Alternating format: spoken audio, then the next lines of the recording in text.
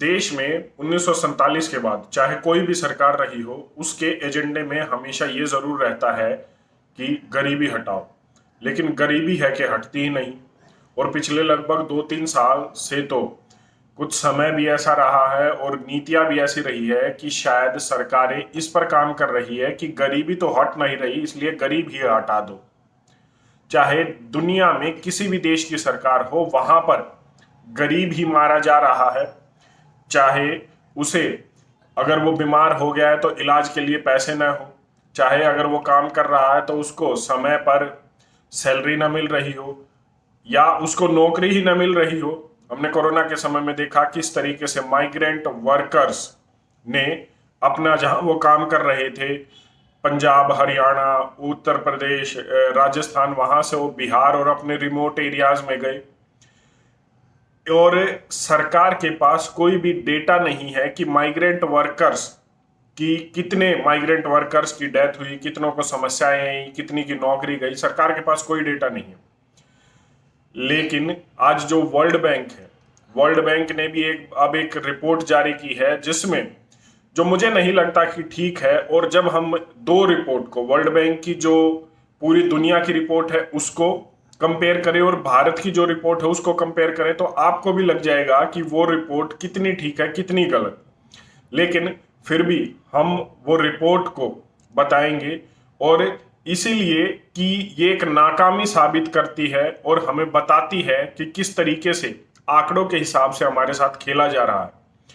और दूसरी चीज यहां पर बता दूं कि जब ये रिपोर्ट है तो इन दोनों रिपोर्ट में से दोनों ही रिपोर्ट गलत है, लेकिन हमें इसलिए बात करनी पड़ रही है क्योंकि हमें एक बेसलाइन डेटा चाहिए। अगर सरकार कोई भी डेटा कहती है कि इतनी गरीबी है, इतने लोग की मौत हुई है, इतने लोग भूखे हैं, इतने लोग बेरोजगार हैं, तो आप समझ सकते हैं कि ये एक बेसलाइन डेटा है। एक्चुअल डेटा, ग्राउंड प्रॉब्लम इससे ज्यादा है। 2020 में 7.5 करोड़ लोग गरीबी रेखा के नीचे गए। वैसे यह आंकड़ा वर्ल्ड बैंक ने दिया है तो इससे ज्यादा ही होगा, क्योंकि पूरी दुनिया में अगर आप बात करें तो वर्ल्ड बैंक कहता है 7.5 करोड़ लोग गरीबी रेखा के नीचे गए हैं। और जब हम भारत की बात करते हैं तो पहले मैं बता दूं कि भारत सरकार ने ऐसा कोई डेटा नहीं दिया है।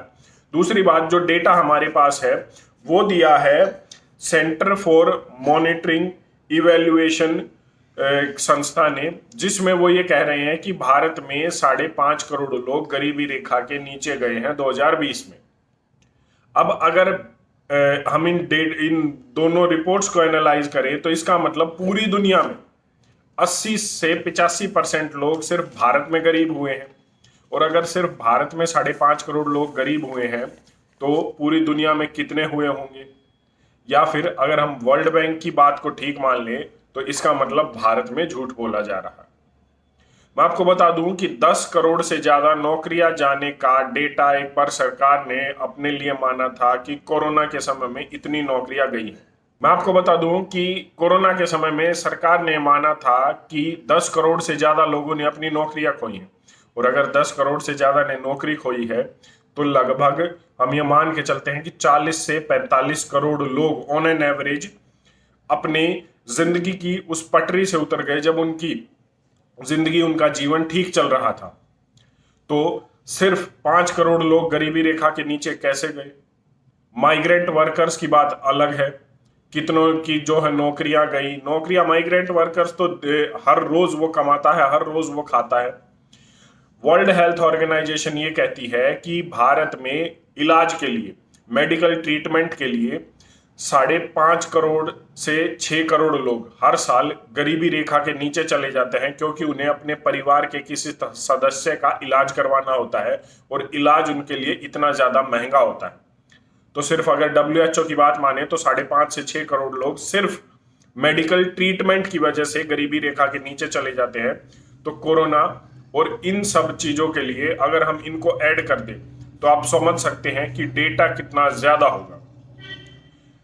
मुझे एक ट्वीट याद आ रहा है इलॉन मस्क का। इलॉन मस्क ये कहता है कि 70% of the stats are fake, और यही इन स्टैट्स को लेकर हमें लग रहा है कि ये भी ठीक है। इस मामले में हमें चाइना से कुछ सीखना चाहिए, क्योंकि चाइना ने ऑफिशियली, चाइना की बहुत सारी ऐसी चीजें हैं जो हम अपने देश में या पूरी दुनिया में अप्लाई नहीं कर सकते। एक तरह से वहाँ डिक्टेटरशिप है, कम्युनिस्ट जो है विचारधारा की जो सरकार है, लेकिन अगर उसे डिक्टेटरशिप भी कहा जाए तो वो गलत नहीं होगा।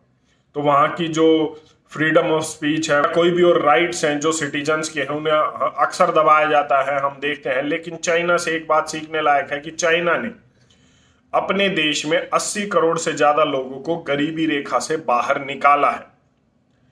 एक तरफ जहां भारत और चाइना ने एक समय पे शुरुआत की थी 1947-48 के बाद, 1991 में दोनों एक ही फाइनेंशियल स्टैंड पर थे, एक ही फाइनेंशियल स्टेज पर थे। उसके बाद चाइना ने किस तरीके से ग्रो किया है वो इसीलिए पॉसिबल हुआ क्योंकि चाइना ने अपने एग्रीकल्चरल सिस्टम को अलग रखा और इंडस्ट्रियल सिस्टम को अलग रखा। अगर हम देखें तो भारत 27 से 33% एक्सपोर्ट करता था दूसरे देशों में, और हमारी इकोनॉमी एक एग्रीकल्चरल बेस्ड इंडस्ट्रियल इकोनॉमी थी।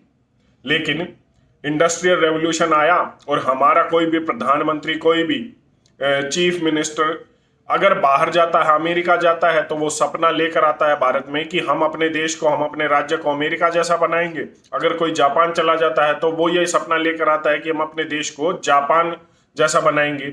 लेकिन न वो भारत रहता है, न वो जापान बनता है, न वो अमेरिका बन पाता है।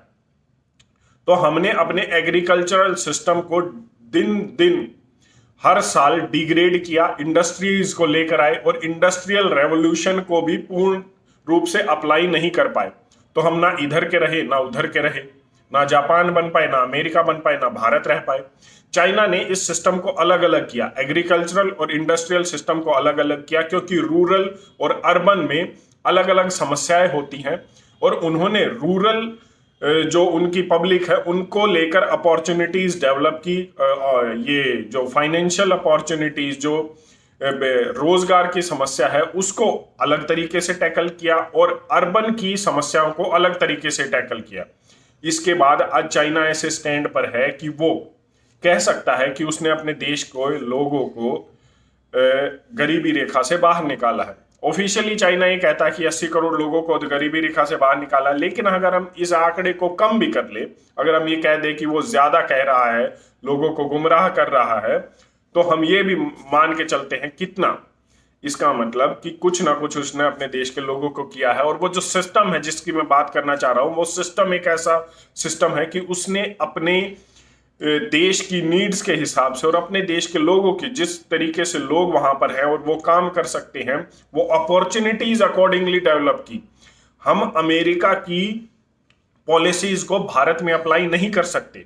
हम एक सिस्टम ले सकते हैं कि इस तरीके से चीजें होनी है, एक गोल ले सकते हैं, इस गोल पर हमें जाना है, लेकिन सिस्टम हमें अपने लोगों को देखकर अपनाना होगा कि हमारे यहाँ अपॉर्चुनिटीज, हमारे यहाँ पॉलिसीज किस तरीके से बनेंगी। और वही चाइना ने किया और ये सीखने लायक है। वरना यही होगा कि गरीबी हटे ना हटे, गरीब जरूर हट जाएंगे।